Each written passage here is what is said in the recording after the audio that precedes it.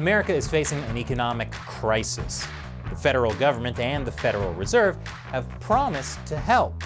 But while Wall Street is recovering, small businesses are waiting for their money.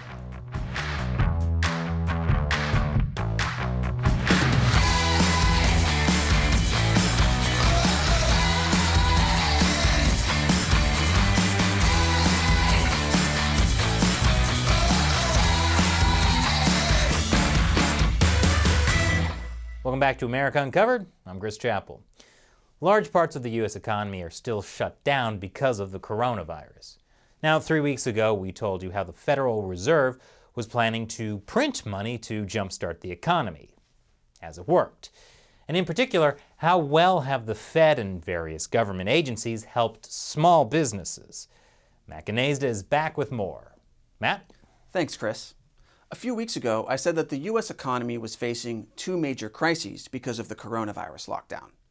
The first is the Main Street crisis, with small businesses shut down and people out of work. The second is the Wall Street crisis, where the stock market tanked and investors lost billions. Well, I've got good news and bad news. The good news is Wall Street is back, baby! The stock market is making a quick rebound. That's largely thanks to the bailout from the Federal Reserve, aka the Fed. Investors may have lost billions of dollars after the coronavirus lockdown, but the Fed is printing billions of dollars to make up for it. A regional Fed chairman explained this process on 60 Minutes back in March.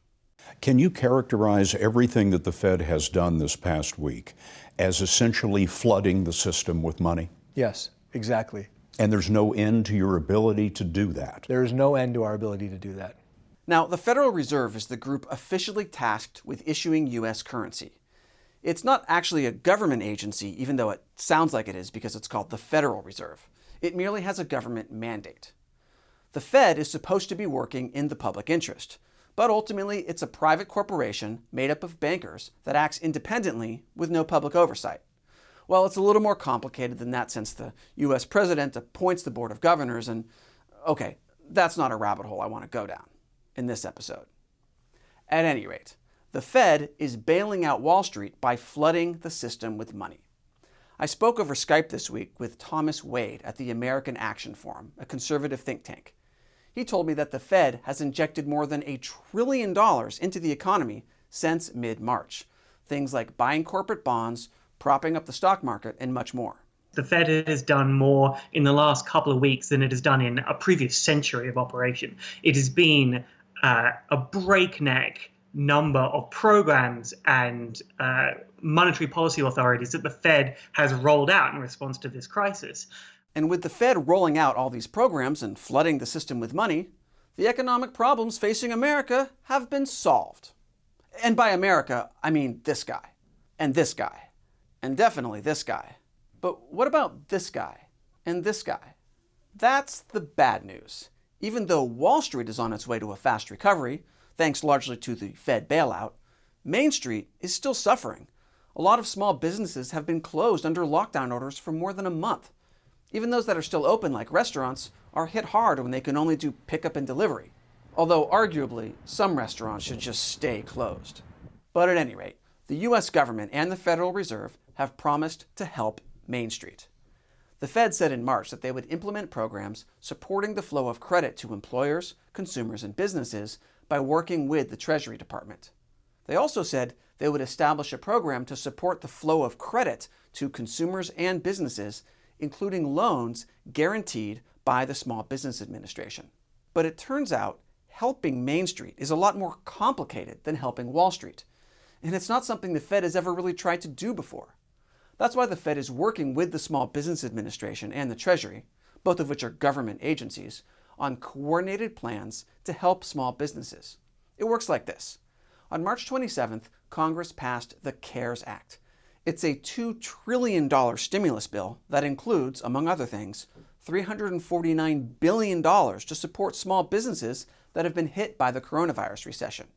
That's a big deal because small businesses are responsible for about half of all jobs in the U.S. But small businesses have also been hit the hardest right now, especially those considered non-essential, like this souvenir shop in Manhattan. forced to close down, for safety, even though 30 feet away there's a giant Target which is allowed to stay open. And Target sells literally the same dumb shot glasses and snow globes and t-shirts and postcards as the local souvenir shop, while also doing a terrible job of social distancing. But I mean, who's to say which businesses are essential? State governments, they say. New York State has decided that if, for example, you're a grocery store, you get to stay open. So a megastore like Target qualifies as essential because they sell groceries, even though Target mostly sells stuff that New York State does not consider essential, like clothing and games. Okay, obviously some of this is essential. So it's no surprise that Target, the nation's 8th largest retailer, has seen its stock climb back up by 25% since the crash at the end of March. Now, I'm not ragging on Target. They do provide stuff that Americans need right now, and they employ several 100,000 people. On top of that, they gave all their frontline workers a $2 an hour raise during the coronavirus crisis. My point is only that many large corporations are doing okay. And even if they're not doing okay, as long as they're run properly, it's fairly easy for them to borrow short-term money from big investors. But small businesses tend to be hit harder, including those that sell some of the same stuff as Target, but they specialize in one thing, like clothing, so they don't qualify as essential businesses, and they have to stay closed. And it's harder for them to get financing in a crisis. But as I said, the Federal Reserve and the federal government have promised to help those small businesses. That includes a new program from the Small Business Administration called the Paycheck Protection Program. And the Paycheck Protection Program is a loan designed to provide a direct incentive for small businesses to keep their workers on the payroll. And the Small Business Administration will forgive loans if all employees are kept on the payroll for 8 weeks and the money is used for payroll, rent, mortgage interest, or utilities. In other words, it would be a loan for Main Street businesses that they don't have to pay back, and that will ultimately be financed by the Fed. It's a bit like the bailout that Wall Street gets. Well, the difference is that Main Street businesses need to keep all their employees to qualify for the bailout, whereas that requirement does not apply to the Fed's Wall Street bailout. Also, here's the thing. Many small businesses are not actually getting the bailout money at all. One problem is that the Paycheck Protection Program ran out of money. The program began taking applications on April 3rd, but it was off to a very rocky start. A lot of small businesses never got notified that they were eligible. And then, by April 16th, all $349 billion authorized by Congress had been loaned. Last week, Congress approved an additional $310 billion, but that money could run out soon too. So how do hundreds of billions of dollars get snapped up so fast? That's the second problem. Commercial banks are responsible for actually making each individual loan. And the banks have not been making the loans in the way the Paycheck Protection Program intended. Banks were supposed to process applications on a first-come, first-served basis. But in reality, some banks gave priority to bigger clients and existing clients. It turns out banks could make a lot more money loaning to bigger clients. These are the Treasury Department's guidelines for lenders, i.e. the banks. It outlines how the bigger the loan, the bigger the fee the bank gets. For example, if a bank makes a small business loan of $20,000, they get a processing fee of 5%, which is $1,000. But if they make a loan of, say, $1.99 million, they get a processing fee of 3%, which is nearly $60,000. Which is to say, banks make way more money by giving a big loan to a big small business than a humble loan to a mom-and-pop small business.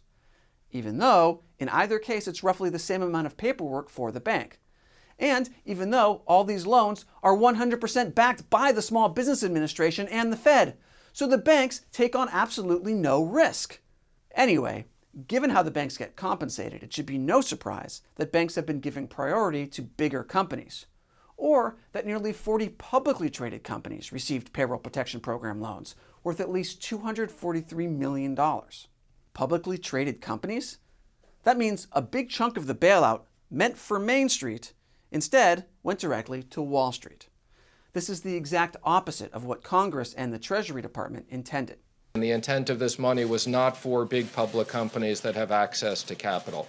Yes, the intent was for small businesses, but The road to an economic breakdown is paved with good intentions. For example, an oil services company called DMC Global that's worth $250 million got a small business loan of $6.7 million. And Shake Shack, a publicly traded company worth nearly $2 billion, got a $10 million small business loan while also laying off 1,000 workers. Now look, I like Shake Shack. It's no In-N-Out burger, but it's fine. But Shake Shack taking $10 million of bailout money meant for small businesses seems ridiculous. The good news is that Shake Shack, DMC Global, and several other publicly listed companies have said they will return the money. On the other hand, a lot of other public companies have said they'll keep it. But can you blame those companies for keeping the money they got? Well, sure you can. But the stimulus bill allows companies with fewer than 500 employees per location to get the small business loans. Shake Shack has more than 6,000 employees overall, but each location, each restaurant, has fewer than 500. So companies like Shake Shack technically did not violate any law by getting the loans. This is just the way the stimulus bill was written. And remember, big companies provide jobs too. But the American public wants the money to go to actual small businesses that don't have access to other financing, which is why Shake Shack felt pressure to return the money. How about the banks? Can you blame the banks for how they handled the loans? Well, sure you can. And that's why 2 companies in California filed a class action lawsuit against JP Morgan Chase Bank alleging unfair business practices towards some small businesses that applied for these loans. They say they have evidence that banks prioritized applications for the largest loans early on. In other words, banks prioritized the loans that brought in the biggest fees. Now, this is not to say that no small businesses got loans. So far, 1.6 million American businesses have received loans through the Paycheck Protection Program. That sounds like a lot, but it represents less than 6% of small businesses who sought funding. And there are close to 30 million other small businesses that haven't gotten funding and may never get funding. So why don't the banks just make more loans to small businesses? Well, as I mentioned, the funds from Congress are limited. It's not an infinite money printing thing like what the Fed is doing for Wall Street. And also, making new loans requires paperwork, especially when you're dealing with literally millions of clients. Each time a bank gets a new customer, they're required by law to do certain background checks that make sure they're not, say, a terrorist or a money launderer. That being said, the banks are already getting a Fed bailout, and they're getting a commission on each loan they make, and they don't have to take on any risk for the loans. So if America's biggest banks have to do a little more paperwork to bring in new clients, I don't feel that bad for them. In fact, how about they use the money they're making from these loans to hire more people to do the paperwork? Now, how about the Federal Reserve? Can you blame the Federal Reserve? Remember, the Federal Reserve said they'd worked with the Treasury Department to support the flow of credit to consumers and small businesses. And it's not that they haven't done it, they have, but it's been far, far from enough to truly bail out Main Street. And while the Fed has the power to force the banks to make certain types of loans, the Fed hasn't done that. But then again, how powerful do you want the Federal Reserve to be? As I mentioned, the Federal Reserve is more or less a private corporation that has the authority to print money from thin air. Do we really want to give the Fed even more control over who gets money and who doesn't? Of course, there's a lot more to the Fed, but that's not a rabbit hole I want to go down in this episode. The point is, you can blame anyone you want for the small business situation. But ultimately, we're in a crisis we've never had before. And everyone, from the Fed to Congress to the banks to businesses, even if they have the best of intentions, they're scrambling to make it work. Millions of Americans need help, and there's no simple solution. Back to you, Chris. Wait, what about China? Can't we blame the Chinese Communist Party for their cover-up that led to the coronavirus spread in the first place? You're absolutely right. But is that really a rabbit hole you want to go down? Not in this episode. Thanks, Matt. For more coverage of China, watch our other show, China Uncensored. And America Uncovered is supported mainly through contributions from viewers like you, who contribute to the crowdfunding website Patreon. Go to patreon.com/AmericaUncovered to learn more. I'm Chris Chappell. See you next time.